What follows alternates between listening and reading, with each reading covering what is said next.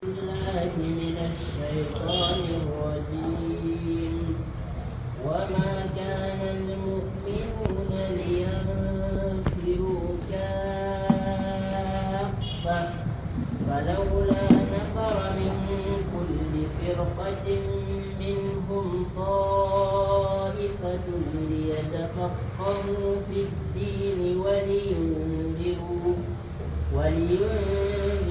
قومهم إذا رجعوا إليهم لعلهم يحذرون يا أيها الذين آمنوا قاتلوا الذين يلونكم من الكفار وليجدوا فيكم غلظة واعلموا أن الله مع المتقين. أعوذ بالله من الشيطان الرجيم. بسم الله الرحمن الرحيم. الحمد لله رب العالمين والصلاة والسلام على سيد الأنبياء والمرسلين نبينا محمد وعلى آله وصحبه أجمعين ومن اتبعهم بإحسان إلى يوم الدين. قال الله جل وعلا وما كان المؤمنون لينفروا كافة ولما وجهوا بكلاما عن التخلف على التخلف دولوتا حسين يابق بها النبي صلى الله عليه وسلم جهادها تبوك وأرسل النبي صلى الله عليه وسلم سرية سي النبي جلين سامكو نفروا لنقرت جميعا بفوق فنزل آية جبي وما كان المؤمنون أو عندنا المؤمنين لا تنتهى المؤمنين لينفروا إلى الغزو كافة لنقرت يكون بفوق مأبه جنجين أسباب النجوم هذا وما كان المؤمنين لينفروا كافة الآية أخرج ابن أبي حاتم أن كلمة قال لما نزلت وقت آية جبي إلا تنفروا يعذبكم عذابا أليما كني أنبكت دائب النبي صلى الله عليه وسلم وانجهي كنوا ألا ينجسن ونينغدناوك وقد كان تخلف عنك ناس حقيقة يمبلاتي نلوتي أجني النبي في البدو يمبكاوي لتجوز نتنبه ببطائنا dan faqala almunafiquna qad baqiya nasun fil bawadi nafiqe wiyata na yimɓe feere hoɗi ha kawe halaka ashabul bawadi ɓe wi yimɓe kawe ka halki nde nini ɓe jaaday kono be annabijo ɗo fa nazalat aya jippi kadi wa ma kana almuminuna liyanfiru kaffa mumin en laataki no ɓe gurtoɓe fofu maɓɓe wa akhraja an abdillahi ibni ubaydin ibni umayrin qala كان المؤمنون لحرصهم على الجهاد مؤمنين لا تكن إيلنا كما في الجهاد إذا بأس رسول الله صلى الله عليه وسلم سرية خرجوا فيها تنين لا لن سامغو بوكدو بفوه المال وتركوا النبي صلى الله عليه وسلم بالمدينة في ركة من الناس بأجل النبي جاء مدينة عيم فمال بني فنزل الآية جبك دي وما كان المؤمنون لينفروا كافة لا تنتموا من إنه بنغرتوا إلى الغزو فاكونوا كافة به فلولا فحلا كهد نفر من كل فرقة ورتها كلا يبرق قبيلة كلا لنيركو ورت منهم لنرى طائفة يبرق جماعة ومكث الباقون لتبك ينبوجور ليتفقهوا بفامة ay almakisuna jooɗi ɓe famta fi dini yer dina ngam woodi ayaje goɗɗe feere jippan jami'an goɗɗo jaman annabijo jaabo jooɗiɓe ko kamɓe bo ɓe faama dina kadi wali yunziru gawmahum ija rajaw ilayhim ngam ɓe mbaggina yimɓe maɓɓe to ni soƴƴitake lorti her maɓɓe woodi huɗoɗo allaji moɗo waɗa kirkirde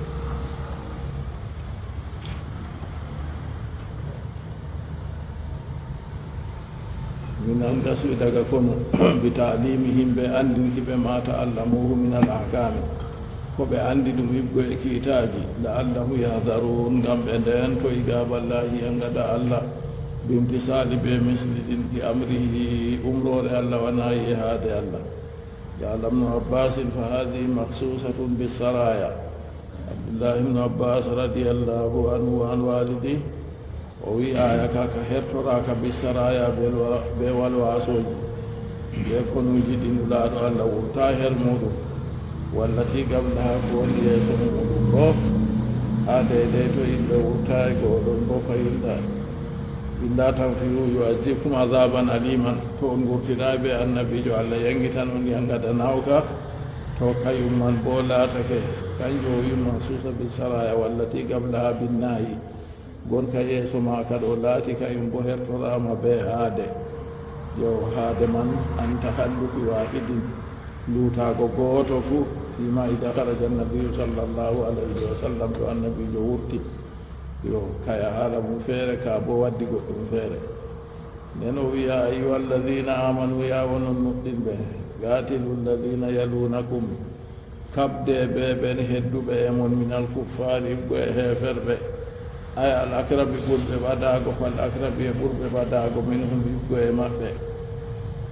ngam dalila ha on mbiya wakkati gotel on habda ɓe yimɓe fofu ka ɗum waɗatako ase on artira ɓe ɓuuri waɗago o noon on yerɓoɓe tawon to on heeɓi on ferwi herɗon nden on luttayago yeeso gatilu lladina yalunakum laysat hadihi l aya nasiha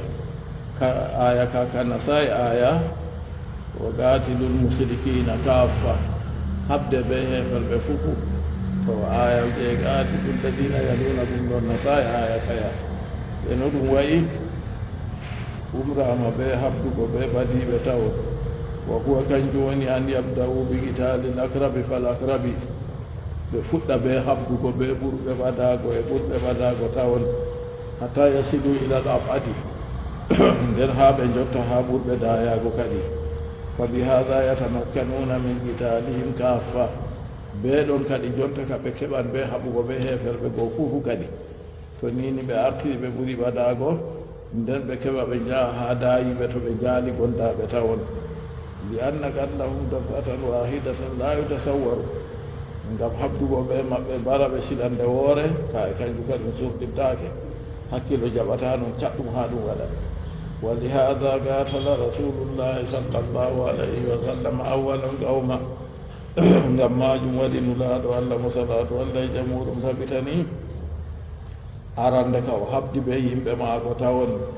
ثم انتقل إلى سائر العرب قوتي وإجي قد ودليا ورعن وعربين وقت دوارين ومحبت مكة يبه هواجن يتعود وجالبا دراب وقود وعشتها إن جاوي فنمو kadi allah seni ɗon yeccatamo sike ha ɗon go o dilli kadi o hippiɓe ɓe kisina ɓe kisayi kañum kadi nulaaɗo allah fuɗɗiri arande kam ɓe habdugo ɗo ɓe bandiraɓe maako on tawon yimɓe maako summantakala ila sa'iril arab hooti o eggi kadi o dilli ha horano arab en summa ila qitali ahlil kitabi hooti a habduki ɓe yimɓe defɓe yahuda e nasara en ثم إلى قتال آل الروم والشام قوتي أحبك بين بروم بسام ثم بعد وفاته صلى الله عليه وسلم انتقل أصحابه قوتي قد باو مايك نلاد الله صلاة الله جمهور ثبتني صحابه إن ما كسبت قد بندلي إلى قتال العراق أحبك بالعراق نائب رجع داياغو ثم بعد ذلك إلى سائر الأمصار قوتي باو من قد هاي قرآن برنيجي jahi kadi haaɓe womti berniji haaɓe eeri gada maaje yoɗon man ɗo ni on ɓe fuɗɗiri ɓe ko waɗi kanjum waɗi ha aya ɗo ya ayuha alladina amanu gatilu alladina yalunakum ya onon mumin en kabde ɓe kedduɓe ɓe mon minal kuffari go e heferɓe ay al akrabi fal akrabi ɓurɓe waɗago ɓe ɓurɓe waɗago min hum nder maɓɓe hamɓe heferɓe man وليجدوا فيكم غلظة يوم ما تسأل هرمون نادى الهرمون منهم يقوى ما بشدة سديما أي أغلقوا عليهم دين نيبة ستنكم ولدوا مكة واعلموا أن الله مع المتقين دون بكلوا بدون بالأون ببلل والنصر نصراكم دون بكل أمم kamɓe ɓe ɓen o wallata kamɓe ɓen marata nasaraku to laatake noon kam kuure ɓe hulgu allah kadi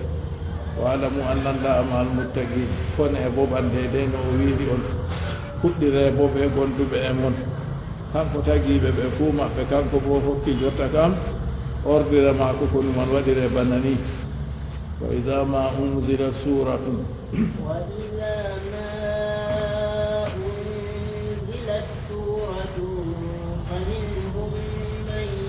يقول أيكم زادته هذه إيمانا فأما الذين آمنوا فزادتهم إيمانا وهم يستبشرون وأما الذين في قلوبهم مرض فزادتهم رجسا إلى رجسهم وماتوا وهم كافرون أولا يرون أنهم يفتنون في كل عام مرة أو مرتين ثم لا يتوبون ولا هم يذكرون. قال الله جل وعلا وإذا ما أنزلت سورة تنين تتوي سورة الجبنام من القرآن يبقى القرآن فمنهم دندر مبايا المنافقين النافقين من يقول لأصحابه موية صوبرا بمودون استيجاء دو جانشي ويا أيكم زادته هذه إيمانا موي مودر مسورة والبسدر النبيل المعنى إذا نزل سورة من القرآن كوني معنى من سورة لقوا القرآن جبي والحال أن المنافقين ليسوا حاضرين وقت النزول الحال منافقين تواك وقت سورة من جبو وليس فيها فضيحة nden bustu wala toon suurol man aya man suurol man nde jippugo bustay nafiki en goo fa amma ma yaati fa yuhmadu ala ma ida kanu hadirina bil kitabi amma ko warata ɗo kayen kam ɗo eftire ɗo to ɓe laati ɓe yahdiri haa ɗo ka to ɓe yahdiray yaake suurol man jippo kanjum yaake man nafiki en goo mbiyata nafiki en yoga maɓɓe من يقول لأصحاب استجاء أيكم زادته هذه إيمانا موي مودون سورة نقول بسدر تصديقا قوم إنكي قال تعالى الله بقيلوي فأما الذين آمنوا أما بين مدني بين قوم إني بكم زادتهم قول بسدر إيمانا قوم إنكي تصديقهم بها قوم إنكي مأبنون بسدر إيمانا وهم يستبصرون بلون سيو يفرحون بها بالسير بمعدل ني مؤمنين كم وأما الذين في قلوبهم مرض أما بين يونها برد مودون دوف اعتقاد تنفر حفر وقفوا بحفر بين انتلودهم تنفدون فزادهم ريسا كم قل بدي بريس إلى ريسهم قل بدي بكفر كيف يراكو إلى كفر فكيف يراكو مأبئ لكفرهم بها ngam hufranaki maɓɓe suura on man ngol ɓeddi ɓe huluki ha wuluki ki ɓe mbulino daga arande wa matu wa hum kafirun ɓe mayri ɗo alhaal maɓɓe hamɓe ɓe ɓe heeferɓe yo ɗo ase allah seni ɗo holli en deyde no ɓe goni ɗo to ni laatake suurawol jippi yaake man ngol ɓustaɓe ɓe tawakano bo yaake ngol jippo yaake man kam ɓe waɗa dow jance ɓe wiya kadi suurawol ɗo nde jippi ka woni imanaku ɓesdi wonna imanaku yazidu wa yanqusu imanaku ɗum ɓesdan ustan imanaku ɓesdoran be huugo kuuɗe boɗɗe acca kuuɗe kalluɗe nden imanaku ustiran bo fayinta ɓe waɗugo kuuɗe kalluɗe nden acca kuuɗe boɗɗe moɗo huwa kuuɗe boɗɗe acci kalluɗe imanaku ɓesda nden moɗo huwa kuuɗe kalluɗe acci kuuɗe boɗɗe bo kay bo imanaku muɗum ustan allah seni ɗo wi wa yasdada alladina amanu imana ɗum ɗo ɓesda ɓen nuɗɗiniɓe kam imanaku a yi non noon haa ɗo allah wi amma laatiɓe nuɗɗiniɓe kam fa amma alladina amanu fa zadathum imana ɓen laatiɓe nuɗɗiniɓe gonɗiniɓe kam suurawol to jippi ɗon ɓesda ɓe imanaku li annahu kullama nazala shay'un min alqur'ani ngam kala hunde nde jippi ha qur'ani tu isdadu imanan mumin en kaseɓe ɓesdira nuɗɗinki gonɗinki be man وهذا الحكم باق إلى الآن وويكي تكاك هوريك هاجونتا فمن يفرح بكلام الله وبحامليه ننا فاما بوتون كدي مسير تبي بول الله قرآن تدو جنگي ودو ننا دم سينا مو ndadul sube qur'an dum do sayna mo wa huwa min al mu'minina sadiqin kanko man odon der mu'mini en gongdube e noy kanko dum sudo ma kadi odo janga do wela mo na andi do buri kadi wa man yanfiru min samaihi wa min hamilihi mubir wa tadogga acana no qur'an o idana no qur'an sam non goddo mo dursi qur'an o ida dum wa huwa imma kafirun aw garibun min al-qur'an kanko bo kefere on malla bo oɗo waɗi ha keferako sona noon kadi ɗum bolle allah ko waɗi o yiɗa nango ɗen dursuɗo qur'anu ko waɗi o yiɗa ɗum nden kam goɗɗo hakkilla dey mo yiɗa dursugo go kayum bo to heedi kadi dursen en bolwan kala yaake fo nde weeti fo dursudu aya tattati ni ha yiya hidde ko mawriba wakkati jonta ɗo to balɗe ɓen ɗon ha yiya ko allah hokkete a tawan a dursi ɗuuɗi machine yaake nden ɗum mumini en kam to nini suurawol jippi ɗo ɗum seynanɓe ɗum ɓesɗanɓe imanaku ɓe seero ɓe man hum yastabsiruna ɓe ɗon seyo yafrahuna biha ɓe ɗon seero ɓe suurawol goo wa amma alladina fi qulubihim maradun amma ɓe ñaw woni ha ɓerde muɗum ɗum ɓe yeen ɓe ñaw woni ha ɓerde mum naafiki en andi wala sekkuñom heferɓe ɗon nder maɓɓe naafiki en na ɓuri heferɓe ma hallugo na فزادتهم رجسا إلى رجسهم الله سني دوي كم بكم سورة الغوث جيبي بس دا بكيفر أكوبا كيفر أكوبا بس دا بقولوكي ها بقولوكي كي بقولي ندعى أران كفرا إلى كفرهم بس دا بكيفر أكوها كيفر أكوبا بأران ده لكفرهم بها عم كفرنا كي بسورة المن عم بقولي كون بسالي أصار بذلك إلى أنه ضمن الزيادة معنى الضم وأدي دم حابس داري من دو وهو بدون والمعنى زادتهم كفرا مذموما إلى كفرهم سورة الغوبة بكيفر أكو موبا توا حكيفر أكو ما بقول ندعى أرند نيكم بنافقين بهفر بكتو سورة الغوبة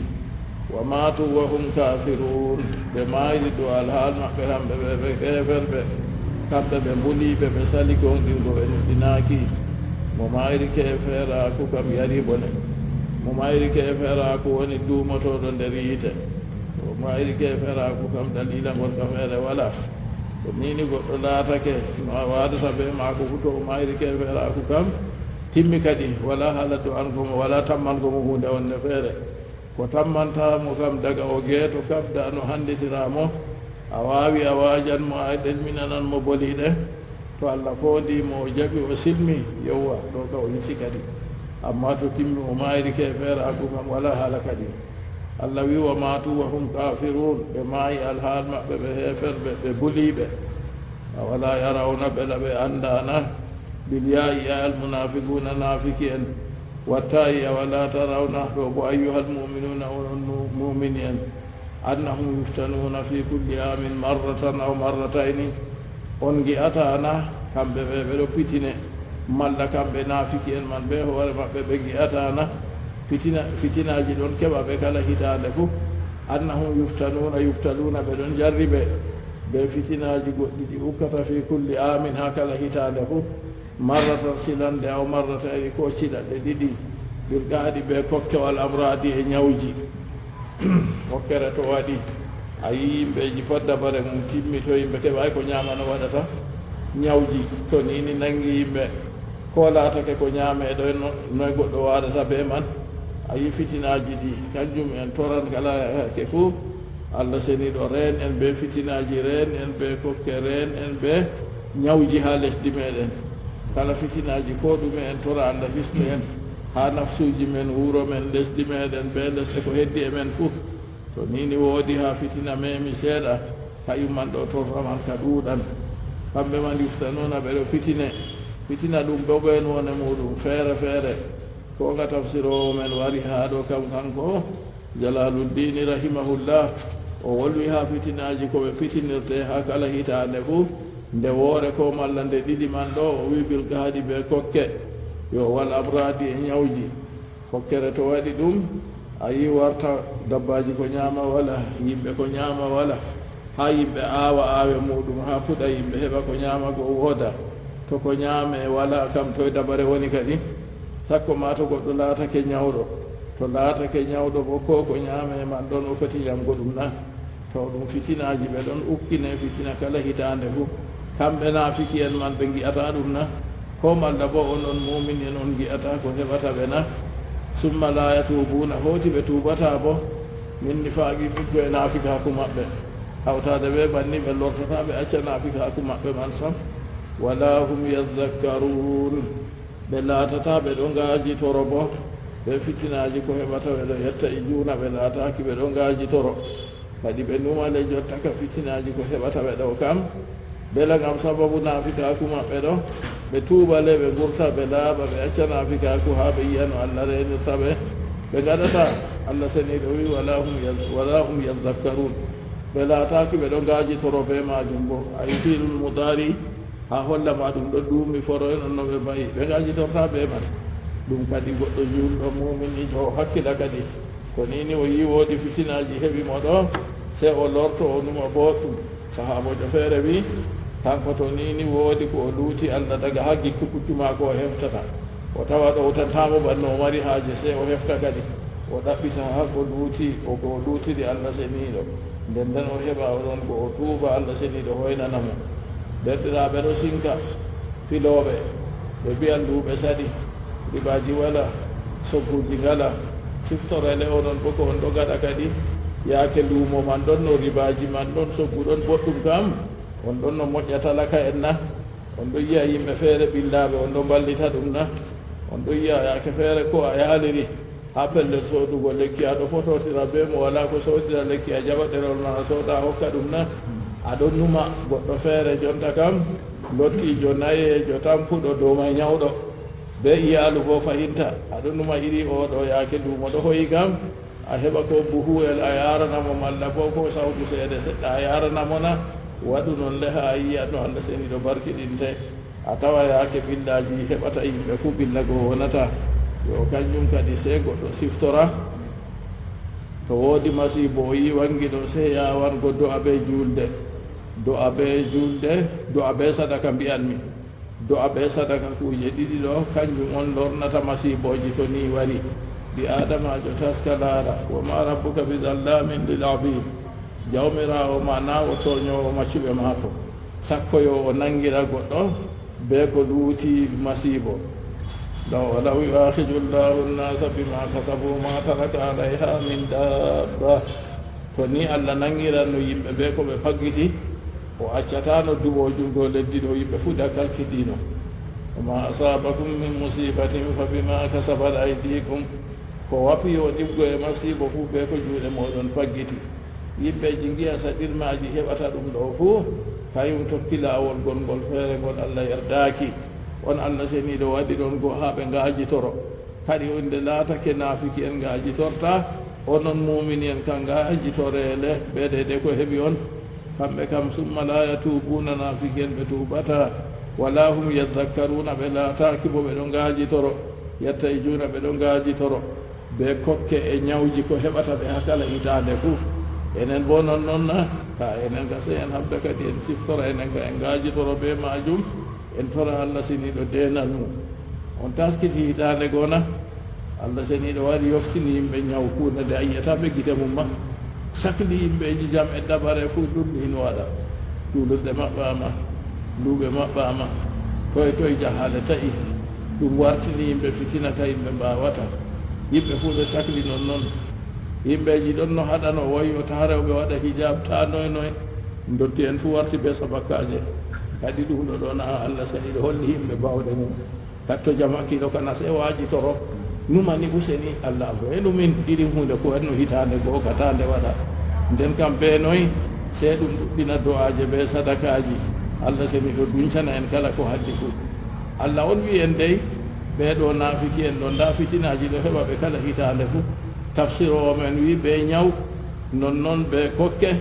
nden summa la yatubuna ɓe tuubata bo min faqigo e naafikaku maɓɓe wala hum yadhakkaruna ɓe laataki ɓe ɗo ngaajitoro bo yetta e juuna ɓe ɗo ngaajitoro enen kam gaajitoren be majum Allah seniɗo reena en toren hayru ha kala yaake fuu en torabo Allah seniɗo reena en sharru kala yaake fuu fa ida ma unzilat sura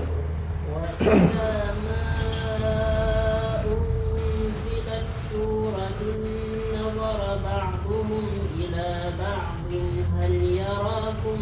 من أحد ثم انصرفوا صرف الله قلوبهم بأنهم قوم لا يفقهون تنجي آية أراندها كم ase suura on man ɗo jippiɗo naafiken man ɓe ngalano toon yo nden kamɓe ɓe jam jam totira hakkunde maɓɓe dow jance aya ka bo Allah ceniɗo wi wa ida ma unzila suratun to ni nde tawe surawol jippinama fi ha jikruhum nden wolugo naafiki en goɗon ha surawol man aya kayato bo yaake aya man jippi ɓe ngala toon wolu ay kalluɗi maɓɓe bo wa qara han nabiyu sallllahu alayhi wa sallam nden surawol jippi woluki kalluɗi maɓɓe ɗon ɗon annabijo sallllahu alayhi wa sallam jangi surawol goo ɓe ɗon ɗon bo ɓe tawama yaake ngol jippo nasara baduhum ila badin yoga maɓɓe ndaara yoga yuriduna alharba ɓeɗo muuni dogguki on yaquluna ɓeɗo mbiya hal yarakum min ahadi useni woodi goɗɗo ɗo yiya on na jonta to en doggi ka woodi giyanɗo en na taw ida gumtum to on ƴummi fa in lam yarahum ahadum to ɓe ndaari ɓe tawi wala gi'owoɓe ɓe darata kadi gamuɓe ƴumma ɓe doggat wa illa sabatu to na noon bo ɓe jooɗo ase ɓerɗe maɓɓe ɗo ta'i non noon ɓe anditi kadi ɓe silmole ɓe itta naafikakume ɓe laɓɓina imanakude ɗum waɗata kanjumay ɗo ɗum hoddiranaka ɓe kamɓe kase ɓeɗo duumi dow kultorol banni tan jonta kam ɓe jam jam totira hakkunde maɓɓe useni woodi mo ɗo yiya on jontana kam ɓe giɗi doggugo on fa in lam yarahum ahadun to goɗɗo yiyaɓe ɓe ni gamuɓe ƴumma ɓe dilla ɓe giɗa taɓe nana irin surawol jippiɗo wolu aybeji maɓɓe ɗo wa illa to nan on bo to wala goɗɗo mo to yimɓeji ɗo giyaɓe bo saɓatuɓe taɓita kadi summan sarafu hoti ɓawa toon ɓe pirlita ala kufrim dow keferaku maɓɓe sarafa llahu qulubahum Allah firliti ɓerɗe maɓɓe anil huda accini kanda ɓeɗo baɓe mbayi ɗo kanjum kadi ɓerɗe maɓɓe ɗo Allah firliti ɓerɗe maɓɓe ɓe ɗaɓitata kanda goma sakkoyoɓe handi to sarafa llahu qulubahum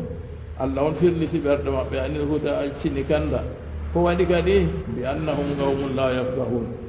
be bososel hamɓe ɓe yimɓe on ɓe paamata alhaqqa goonga li adami tadabburihim ngam soyne taskitaki maɓɓe ayaji man to ɗe jippiɗo ɓe taskitata ɓe paalata sam taw ta goɗɗo nanda be maɓɓe kadi aya qur'anu to a jangi a tawi umrore ɗo waɗu an on ka umrutu hoore ma hidde ko a umratanama a tawi haade ɗo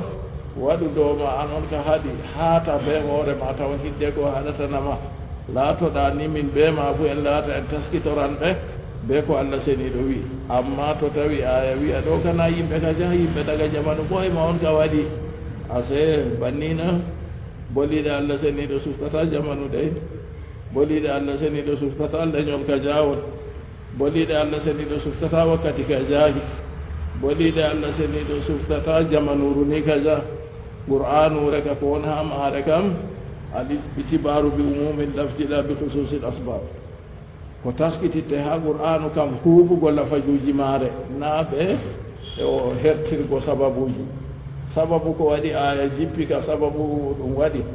nden daga ɓaawo ɗon kala mo nandi ɓe yiɗi ɓe man fu nasta les ɗon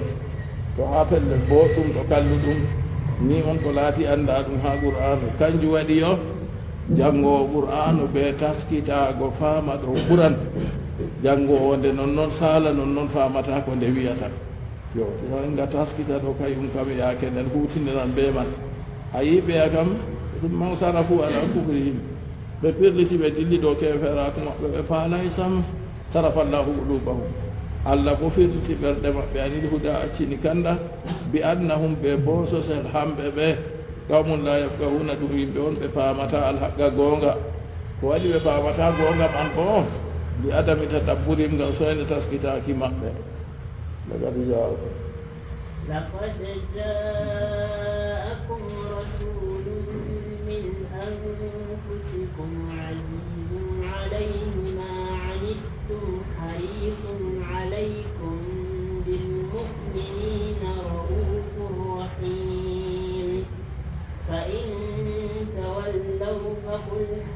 حسبي الله لا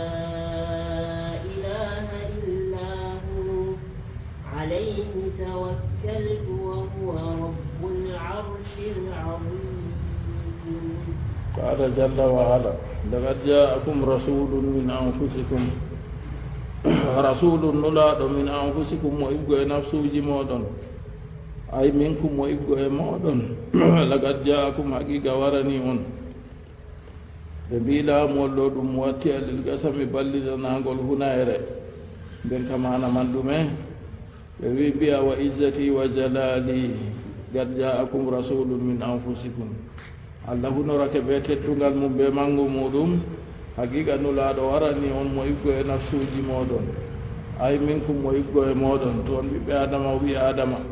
to on arab en o arabjo o warani on bo ha nder wuro mon on andi ko dañimo on andino bo gomɗuki maako on andino o woni hidde ko ha on nele ɗum bandirawo moɗon on andimo wala huuɗe wonde feere ko on tumata her maako to walamnu abbasin radiallahu anhuma laysa qabilatun min al arabi illa waqad wulidat an-nabi sallallahu illa waqad waladat an-nabiy sallallahu alayhi wa sallam wa lahu fiha nasabun. Ibnu Abbas wi wala leñol nder leƴƴi arab en ɗo fof koyna leyol man ngol dañi annabijo mo salatu allah jammu ɗum tabitani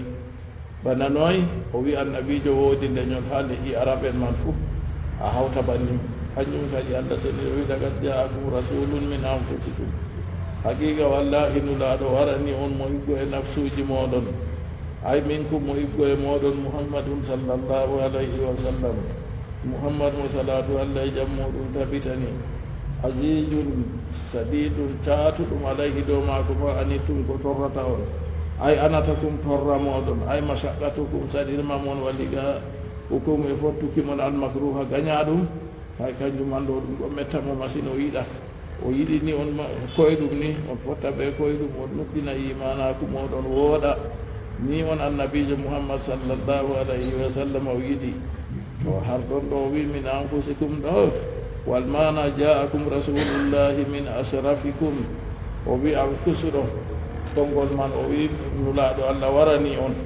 nulaɗo man bo min ashrafikum mo ɓurɗo mo laati ɓurɗo suɓeego nder moɗon on ɗo andi leƴƴi arab en ɓuri suɓeego leƴƴi arab en man bo suɓama suftama ha wari toy goɗɗo wolwanno ɓe hawsare ko kongo mi nantande bo o wi tan ka ɗaɗɗe rarrayaye annabijo sallallahu alayhi wa sallam o wi allah suɓi sufti seeɗi seeti wurtinimo nder yimɓe ɗo to a yiɓanama ko ɗon na ha to a yiyata wal mana jaakum rasulullahi min asrafikum nulaɗo allah warani on nder ɓurɓe teddugo mon wa arfa'ikum qadra nder ɓurɓe mon ɓamtago daraja lima fil hadisi ngam ko wona hadise ol inna allah astafa kinanata min waladi ismail andu allah suɓi leñol wiyetegol kinana nder ɓiɓɓe annabi ismail wastafa ɓuraysan min kinana nder leñol kinana goo bo o suɓi fahindeyol ɓura sinfeol wastafa bani hasimin min guraysin nder i guraysu goo bo o suɓi bani hasim fahinda annabijo muhammad sallallahu alayhi wa sallam o wi wastafani min bani hashim allah suɓiyam min bo nder ɓiɓɓe hasim fa ana khiyarun min khiyarin min khiyar annabijo wi min mi cuɓaɗo daga cuɓaɗo ayi ka o ya wiyanno go tan ka ɗaɗɗe rayaye wawata hawsare aɗo jalaya bo anandi amma faami ko wi ka o wi allah suɓi sufti seɗi seeti dutti wurtingo annabijo ɗo bana ma ko hooda non ni allah seni ɗo tagirimo waɗi azijun o jijun ɗo o wi sadidun caatuɗum alayhi ɗo ma ko ma anittum ko torrata on ay anatukum torra mon o yiɗa on torro duniya ma sakko laakira kam o suɓani on diina o yiɗini kanko ka haaje maako on fufu on nasta diina man on silmo ay masaqqatukum torra mon waliga'ukumul makruha e fottugo mon ɓe gaña ɗum hay o yiɗana on ɗum harisun elɗo alaykum ɗo moɗon antata dow handitaki mon o yiɗi on fufu on kandito on ndewa allah seniɗo gooto a yini o yiɗi kanko kam ni elende ma ko sike allah seniɗo bo muño muɗum feere a yi nder majum bappa ma ko ha yetti mayan fuu o o wiyata bappa wi kalimawol gotol mi hujjinira magol mi hujjinire be magol ha Allah yande dargal de Allah seniɗo hoddiranayi bappa go noon bappa go wiyayi ha ragare wonde bappa ka wi ɗon ɗo dina baba muɗum mayri ɗo ɗon nden Allah seniɗo wimo nde o sunani ɗo mayruki bappa mako to keferaku Allah seniɗo wimo innaka la tahdi man ahbabta walakinna Allah yahdi man yasha an muhammadu a handatamo a muyi handago ɗum amma se kaka Allah won handatamo muyi handugo yoni o laati harisun alaykum elɗo dow mon an tahta ɗum on kandita o yiɗi yiide satunde on fuu on kanditani on laata on nuɗɗiniɓe bilmuminina raufun o ɗuuɗa en ɗukijo bilmuminina nuɗɗinɓe o wi raufun ɗo sadidur rahmati sata hinnayejo ɓe nuɗɗinɓe rahimun kinnowo yuridu lahumul hayra oɗo muñani ɓe hayru Allah ceniɗo mo lenimo kay mon ɗo yecca en dey ndade dey kanko ɗo no o wayi nde o wari ɗo kanko annabijo muhammad sallallahu alayhi wa sallam قال الحسن بن المفضل لم يجمع الله لأحد من أنبيائه اسمين من أسمائه تعالى وي مودبو وي الله سنيد حورناي النبو جوغوتو إن ديدي در إن دمودم إلا للنبي صلى الله عليه وسلم كوينا النبي محمد مصلاة الله جمودم تبتني فسماه رؤوفا رحيما الله سنيد إني مها آيك رؤوف رحيم بالمؤمنين رؤوف رحيم فإن تولوا هو رحيم يريد لكم الخير ودم يعني خير خير دم وني دبيتي دم دنيا بالآخرة فو خير دم هاهب بوسي جون جام تاوي سيكيس دم تاوي سي بالو تيرال تاوي سي نرال وانا حكوند يمبه اندو تيرال تاوي nden kam khayru jidudan hakkunde yimbe amma so nanon to moy fu weddi to ran be hoore mum ko foti wadugo sey yimbe ballotira ha kala yaake fu fa in tawallaw to be pirliti to ni be doyli anil imani bika be accini nuddinki ma an muhammad fa qul wi hasbi allah allah hiyam kafillahu allah hiyam la ilaha illa hu de wala ko lutimo alayhi tawakkaltu do ma ko jofti mi fi am bihi wasiktu kanko on mi hooli kanko Allah mi do hooli mo heiyam wala ko goddo foti am wargo ko dume hakkila kadi tata kuwa kuude kallude de ko be mbadirte huude wonde feere kadi to a wadi non man do kam denal Allah gona tawataake hedo taare man ne wona hasbi Allah wi kafillahu Allah heiyam la ilaha deweteɗo wala ɓe gonga illa hu ko ena hanko alayhi tawakkaltu ɗo ma ko jofɗimi fi am bihi wasiktu la bi gayrihi kanko on koolumi natana mako wa huwa rabbul arsi hanko on jam al arsi al kursi al azimi makki ha ɗo ɓe wi tafsiro men yahiri ha wiigo maako al arsi ɗo kaymum on kursiyu alhaal bo al arsu feere kursiyu feere وهي الكرسي مرور على القول باتخاذ العرش مع الكرسي ويهدي دو كونغول ويغيو جوغيتاكي العرش فو هاوتا دبي كرسي فو ندوره وهو خلاف الصحيح دو كام دو نوتي كولاتي شاهد كام وصحيح كولاتي شاهد كام ان العرش غير الكرسي العرش كان كاي وني كرسي فالعرش جسم عظيم الأرض دوم بندو ماوندو الله سيني دو تاغي دوم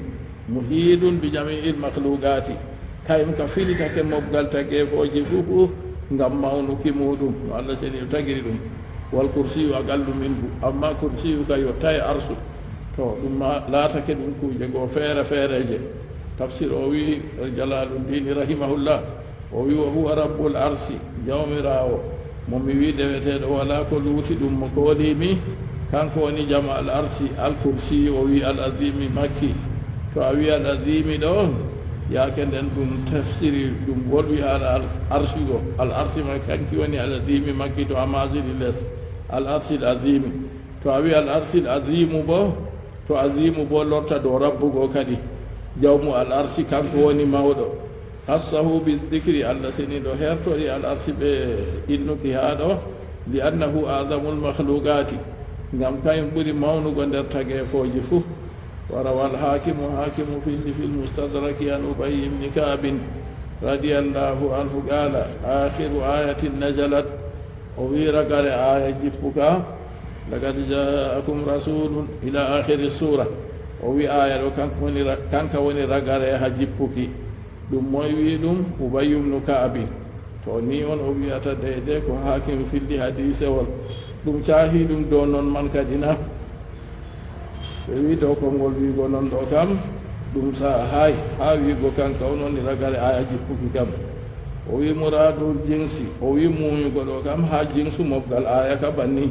wa illa to na noon kam ko huma ayatani woodi ayaje ɗiɗi wa hajal gawlu daifun lima tagaddama konngol wiigo kanka on woni ragare ayaje jippuki ha qur'anu kam konngol man ngol tampugol ngam ko artino anna akhira ayatin najalat ragare aya jippi ha qur'anu fufu kam wattaqu yawman turja'una fihi ila Allah wattaqu yawman kule ñalomare turja'una fihi nde on lornete hermare ila Allah har Allah wa ala ma qalahu al-mufassiru yakunani madaniyatan do de ko tafsiro wiiɗo nden ka ayaje ɗe laatake ɗe madaninkeje ko suurawol laatake makkinkewol bo ayaje ɗe laatake ɗe madaninkeje ko gam suurawol man madaninkewol bo wo hu aadu gawlayni hakahuma almufassiru awala suura o wi tafsir o wolwino daga ha aran suura yo non noon wa hatani l ayatani bihima l aman ayaje ɗe lagad ja'akum rasulun ɗo janngugo aya man ha suurawol surnana ayaje ɗiɗi na to wa hatani l ayatani bihima l aman woodi ha maaje hoolare min kulli makruhin ha kala gañaɗum fuu ko gad warata haqiqa joli man garahuma mo jangi lagad ja'akum ha suurawol sunni ha yahi rabbul arsil azim wa yukarriru l ayata saniya oɗo forñita aya ɗiɗaɓa ɗo sab'an marra jeeɗiɗi saban suba wa sab'an marra jeeɗiɗi masa an kikiɗe amina min kulli makruhin hattalmo o holɗinan ha kala gañaɗum fuu ha o maya gaya ɗum heɓatamo faman arada allahu mautahu ansahu o wi mayde fuu o hisande amma to allah muyi o mayan bo se yaake mayde ma ko ajal yotti se allah yejjitinamo aya goo kadi fa ansahu qira'ataha allah yejjitinamo janngugo aya man yande go o maya yo kanjum kadi aya man ɗuuɗɓe machine ɗo mbolwa de yaake fitinaji to heɓi ɓe ɗo jannga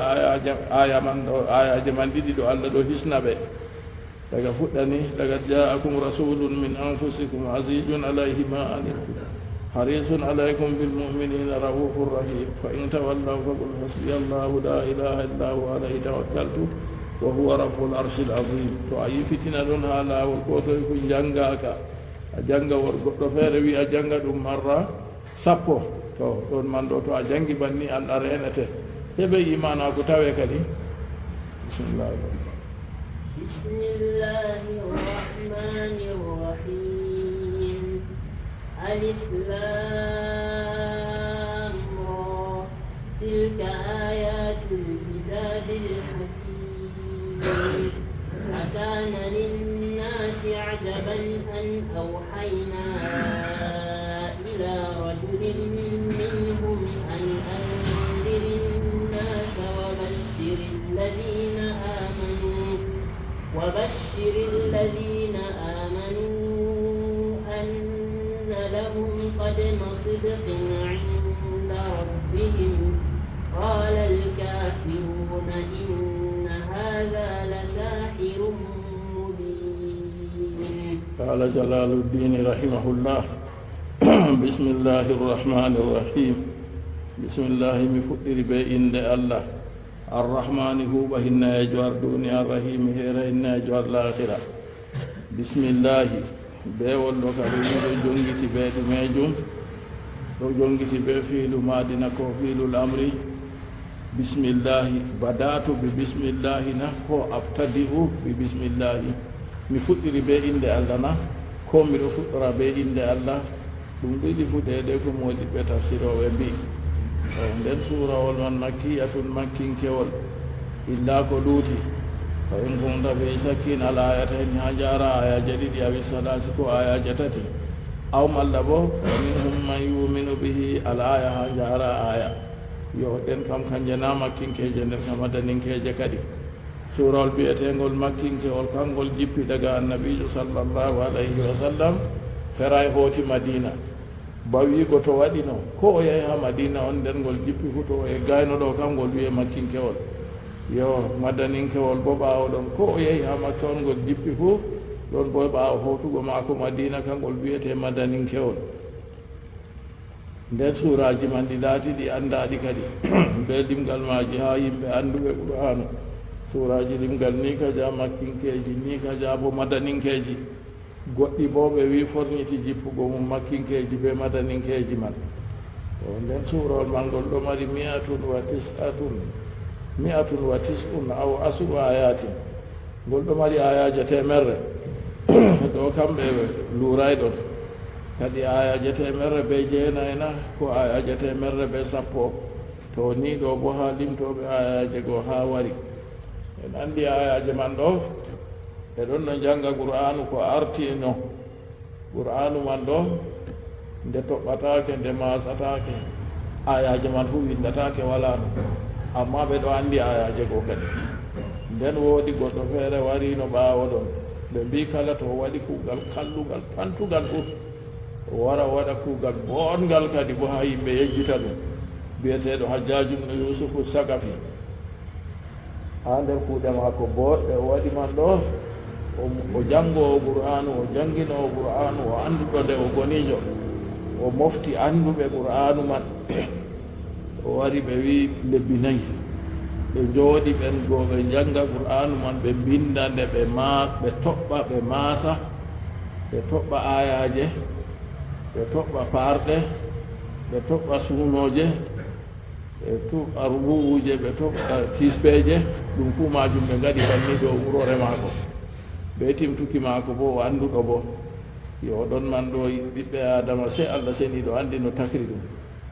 amma barugo goɗɗo ka heanayi mo diida wila bo tanirawo Aboubacry Siddiqui to Abdoullahi ibn Zubayr ha nder Makka o mbari ɗum take wano kusi suudu kaaba fuu ha deydey ko o fiɗata go ta jamu kadi deydey ko o waɗi accidinmo be jawmi ko toon to kanko man ɗo ha deydey toɓɓugo ayaje go ha ɓe toɓɓata ɗo ɗon kadi be qira'aji go wari ɗuuri kadi a tawa qira'a feere ha nokkure feere aya ɗon nokkure feere bo a tawa aya wonata kanjum waɗi ɓe luurata ɓe wingol ɗum ari ayaje temeɗɗe e jowenayna ko malla e sappo to nden bisimillahi rrahmani rrahim ko modiɓɓe bolwata kañum kam ɗum laatake ɗum aya on ha aran surawol fuuna ko luuti suratu bara'a ngol en timminina ko malla na ɗum aya ko malla ɗum aya wedditika ɗo bo ɗum konngudi modiɓɓe ha suratul bara'a ngol en timmini kangol ngol fuɗɗiray be bisimillahi rrahmani rrahim bara'atun non noon ngol fuɗɗiri ɗon man bo en bolwino toon siftoriyake en nastagol ko modiɓɓe mbi e ko waɗi kangol bisimillahi rrahmani rrahim wala ha aran magol ɓe mbi kangol ɗo ngol wadday ɓe rahma ayi arrahmani rrahim bona ayi hinna e ɗon toon ngol wadday ɓe hinna e ngam ko warɗi ha magol ɗo ayi bara'atun min allahi daga aran ma fuɗɗi ta ƴamu kadi ko ngol busti ngol feftinafiki en ha nder magol nden fahinta yimɓe feere wi suurawol man ngol wonan kangol ngol timmode ha suurawol artugol laatiɗi gooti ɗo fuu ɗum konngudi modiɓɓe amma ɓe hawtade banni bo ɓe luuray bo bisimillahi rrahmani rrahim ha nder qur'anu kam ɗo yaadi be limgal suuraji qur'an to limgal suuraji qur'an temerre e sappo e nayyi non fahinta bismaji man bo ɓe hawtade ɓe bismol wala ha aran suratu tawba fu ngam woni ha nder suurawol ngola to innahu min sulaymana wa innahu bismillahi rrahmani rrahim ciki bismaji go sappo temerre sappo e nayyi man bako woni ha qur'an nden Allah ceniɗo wi alif lam mim tilka allahu alam bi muradihi bi dhalik Allah woni anduɗo be muño muɗum ɓe wigo alif lam ra non noon alif lam ra Allah seni ɗon woni annduɗo be muño muɗum ɓe wigo alif lam ra yimɓe feere wi ɗum tahaddi ɗum irnuki on Allah seni ɗo irni heferɓe arab en ɓe laati ɓe arab en ɓe marɓe ande ɓe marɓe fasaha to ɓe ngoodi fasaha nda qur'an wure nde alif lam ra harfeje ɗen bebeje ɗe ɓe andi ɗo kanje ɗen on waɗi qur'anu ɗo wardi goye majum ɓe gadda leɓa maare wane maɓɓe ɓe mbaway to ɗo konngol feere wino ko ɓuɗi ɗuuɗɗi masindi ɓe bolwi amma ɓe wi konngol ɓurangol sahago kam konngol ngol jalaluddin rahimahullah wi allahu alam bi muradihi bi dhalik allah woni anduɗo be muño muɗum be bolwa ɗum ɗo tilka ayatul kitabi tilka ba sappugo hunde dayinde on ban wigo ɗeya ton ma ayaje deftere jalaluddin wi kay hadihi l ayatu ɗe ayaje ni ɗe jangete ɗen ni ayatul kitabi ɗum ayaje deftere alqur'ani qur'an to laatake ha daraja maje kam anda ɗum ɗe dayiɗe nde ɗum bolle allah seniɗo no ɗe ɓurdi bolle ko lutti fuu ba allah seniɗo ɓurdi takle muɗum na ha daraja maje kadi dayiɗe to waɗago bo ndaɗe kanje man bo en ɗo jangaɗe ɗon alqur'an wal idafatu bimana min o wi tilka ayatul kitabi ɗo ayatu ɗo o waɗi mudafu alkitabi mudafun ilayhi o wi mana man ɗo bana wigo tilka min ayatil kitabi ɗeya toon ma nder ayaje deftere on o wi bimana min on laafal man ɗo alhakim almuhkami ayaje muhkamuje laatiɗe boƴƴinaɗe muhkamu ɗo on woni mana muɗum banguɗum laaɓɗum wala goɗɗum feere caɗɗum her muɗum nden o wi akana linnasi bela laatanake yimɓe na ay ahli makkata yimɓe makka istifhamu inkarin ɗum famtinki ki yankirki ha ñiddinki kuugal maɓɓe wal jaru wal majruru halun min qawlihim jaru ɓe masruru ɗo bo ɗum laatake linnasi ɗo ha konngol maɓɓe o wi ajaban ɗum nasbi ɓe masuki ɗow ɗo bo habaru kana wa bir raf'i to wardi ɓe tourne bo ismuha nden bo inde kana on wal habaru wa huwa ismuha kanjum woni inde mum alal ula do arande kadi an awhayna bela ni laatanake yimɓe kaye fa an awhayna wahyugo amin an awhayna ay ihauna wahyaki amin ila rajulin minhum fa gorko mo iggo e maɓɓe ɗon man ɗo kanko woni muhammadin sallllahu alayhi wa sallam nde min wahyani muhammadu min lenimo min gaɗimo o lenaɗo ha maɓɓe ɗo haɗum kaye fana an ɗo o wi an mufassara tafsir o to min wahyi man woni ɗumejum an anziri nnasa no wigo waggin yimɓe hawifin nasa kulnu yimɓe alkafirina heferɓe kulniraɓe bil adabi ɓe yangada wa bashir seynu alladina amanu ɓen nuɗɗinɓe ay bi anna lahum gadama sidqin woɗani ɓe ko artiɗo gadama sidqin salafi sidqin ɓeɗi ɗum gonɗuki inɗa rabbiɓe jawmirawo maɓɓe ajaran hasanan mumini en kamɓe ɓe woodi badjari mbondi bima gaddamuhu be ko ɓe handini ɗum minal amali go e kuuɗe maɓɓe ɗe ɓe arti ɓe kuuwi kalal kafiruna heferɓe mbi in hada illa sihrun mubin ɓe mbi in hada wala ko ndeɗo nde laati ay qur'anure almustamilu momde ala dhalika ɗo bolwa ɗum ɗo ɓe wi wala ko nde laati illa sihrun koyna ɗum sihri on inna hadana qala alkafiruna inna hada la sihrun mubinun ɓe wi ande nde ɗo deftere nde kam ɗum siiri banguki bayinun banguki ngam ɓe andino siiri ko artino kadi wa fi qira'atin ha qira'a gorka bo inna hada la sahirun yoɗon bo ɗum annabijo muhammad sallllahu alayhi wa sallam kañum wayɓe mbiyata oɗo o sihirowo nden bo wal musadu ilayhi sappa aɗo her muɗum woni annabiyu sallllahu alayhi wa sallam annabijo muhammad mo salatu allah e jam muɗum tabitani yo nden heferɓe ɗeɗe ko ɓe bolwata ko woni ha nafsuji maɓɓe ko ɓe numata o ɓe hoosata kamɓe ɓe tabbitina ɓe wiya ɗum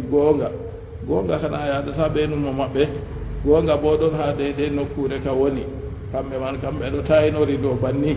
qur'anu ɗo ɗum sihri on malla bo mo waddi nde waddi sihri kamɓe kani ɓe mbi to alhaal bo ɗiɗi fu ɗum laataki noon